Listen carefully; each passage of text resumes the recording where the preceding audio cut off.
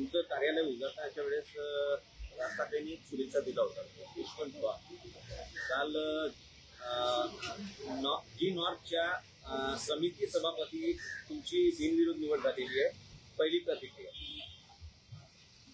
माझी बिनविरोध निवड जी झाली ती केवळ आणि केवळ राज ठाकरे साहेबांमुळे झाली. मला आदल्या दिवशीपर्यंत जेव्हा फॉर्म भरायचा होता, ज्या तारखेला फॉर्म भरायचा होता त्या तारखेला दुपारपर्यंत मला माहिती नव्हतं की मला फॉर्म भरायचा आहे.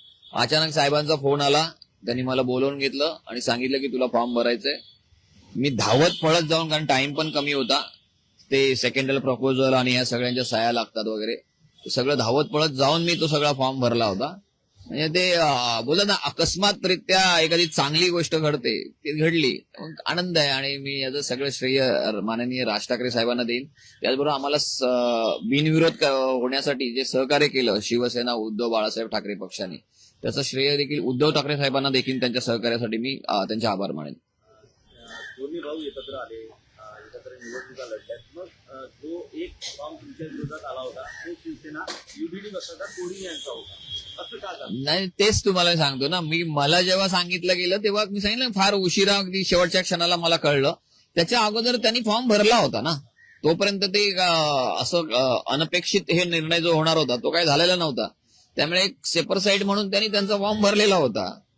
आणि मला जेव्हा ते ऑफिशियली दोन्ही पक्षांकडून ठरलं आणि मला फॉर्म भरायला सांगितलं, तेव्हाच त्यांना सांगितलं की तुम्हाला फॉर्म आता विड्रॉ करायचा आहे, म्हणजे जो भरलेला फॉर्म आहे तो विड्रॉ करायचा. पण तो त्या दिवशी करता येत नव्हता, कारण महानगरपालिकेच्या प्रभाग समिती निवडणुकीचा नियम असा असतो की जेव्हा तुम्ही मतदान होणार, म्हणजे निवडणूक होणार, त्या दिवशीच 15 मिनिटं अगोदर ते वेळ देतात.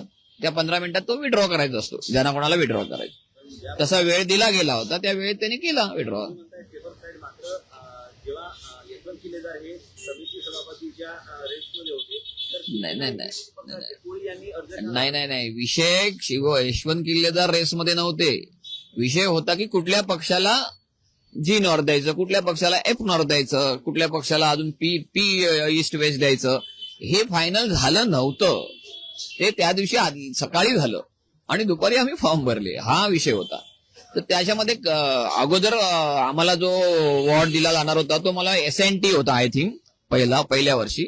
तो SNT आणि जी नॉर्थ शिवसेना युबीटीला दिला जाणार होता, पण ते उलट केलं, नंतर चेंज केलं, एक्सचेंज केलं. त्यामुळे हे पहिल्या वर्षीला जी नॉर्थ मिळालं. त्यामुळे ऑटोमॅटिकली मग तो क्लेम आमचा आला. आमचा क्लेम आल्यानंतर साहेबांनी मला सांगितलं की तू भरायचा म्हणून. लक्षात आलं, कारण जी नॉर्थला मीच एकमेव नगरसेवक असल्यामुळे तो मी भरला. म्हणजे त्यात काही असं काही हे नव्हतं. अगोदर SNT आम्हाला मिळणार होता आणि जी नॉर्थ त्यांना मिळणार होता, त्या अनुषंगाने तो फॉर्म भरला गेला होता. आता तो चेंज झाला, जी नॉर्थ आम्हाला दिला आणि SNT त्यांच्याकडे गेलं यावर्षी. पुढच्या वर्षी कदाचित ते इकडे येईल आणि आमचं तिकडे जाईल, एवढाच फरक आहे. बाकी काय फार मोठं काय हे नाहीये.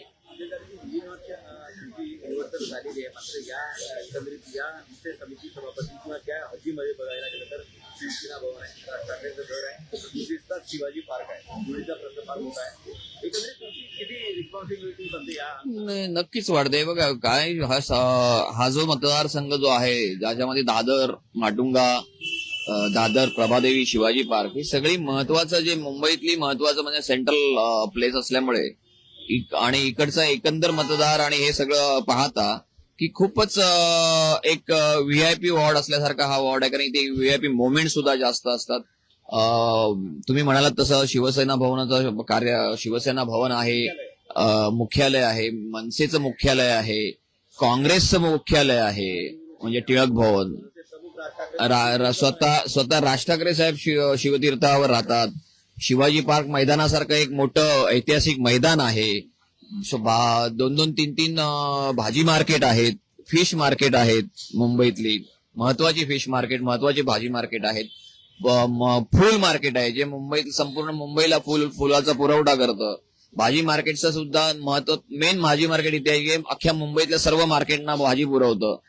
आणि एकंदर ह्या सगळ्या गोष्टी पाहता हे खूपच महानगरपालिकेच्या दैनंदिन कामकाजाच्या दृष्टीने सेंट्रलाइज आणि महत्वाचा हा एरिया आहे, महत्वाचा हा प्रभाग आहे. सो साहजिकच माझी जबाबदारी नक्कीच याच्यामुळे खूप अधोरेखित होते आणि वाढते. तुम्हाला बोलून घेतलं आणि बिनविरोध निवड झाली, राज ठाकरेंनी काय शुभेच्छा दिली? आताच मी त्यांना भेटून आलो, कारण काल ते त्यांची आणि माझी भेट होऊ शकली नव्हती. काल निवडणूक झाली तेव्हा सकाळी मी त्यांच्यासोबत होतो, पण निवडणूक दुपारी झाली, दुपारनंतर ते बाहेर होते, त्यामुळे मी भेटू शकलो नव्हतो. मी आज सकाळी त्यांना भेटलो, त्याने मला खूप खूप शुभेच्छा दिल्या. छान काम करा, लोकांना आवडेल, लोक शाबासकी देतील, अशा पद्धतीचं काम करा. आणि कामं सुचवायच्या बाबतीत म्हणाल तर त्यांना ह्या प्रभागात इथे लहानाचे मोठे तेही झाले, त्यांना ह्या प्रभागातल्या बऱ्याचशा गोष्टी माहिती आहेत. ह्या अगोदरपासून त्यांनी आम्हाला सांगितलेलेच आहेत. ते स्वतःही बऱ्याचशा समस्यांवर काम करत असतात. आणि आता योगायोगाने प्रभाग समिती आमच्याकडे असल्यामुळे ते काम करताना अजून सोयीस्कर जाईल. काल राज्याचा अर्थसंकल्प पार पडला.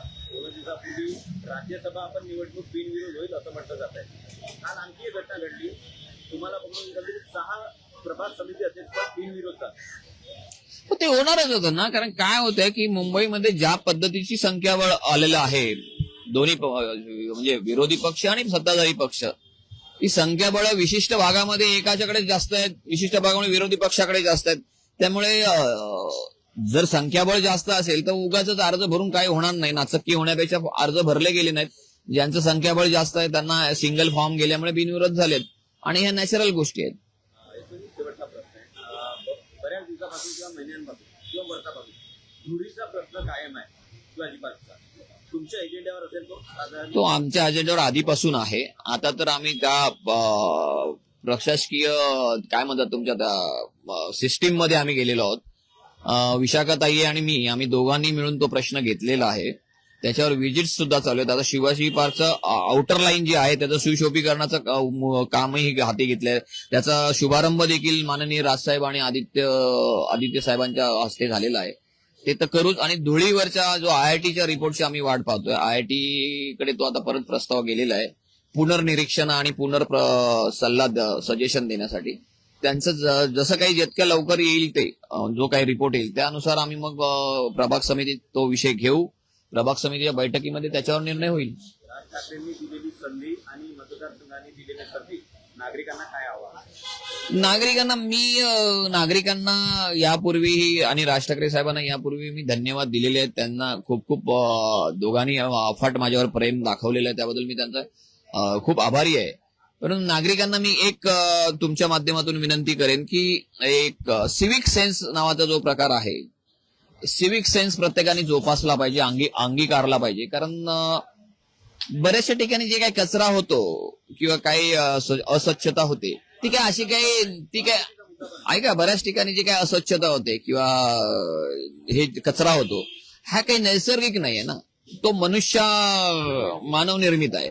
तर आपण कुठे कचरा टाकावा, कुठे कचरा करू नये, कुठे काय करावं, ह्याचा सिव्हिक सेन्स थोडा नागरिकांनीही सांभाळला पाहिजे. आणि महानगरपालिका त्यांचं काम करतेच आहे, नाही असल्यातला भाग नाहीये, परंतु एक लिमिट असतं. कारण ती महानगरपालिकेची सफाई कामगार देखील माणसंच आहेत.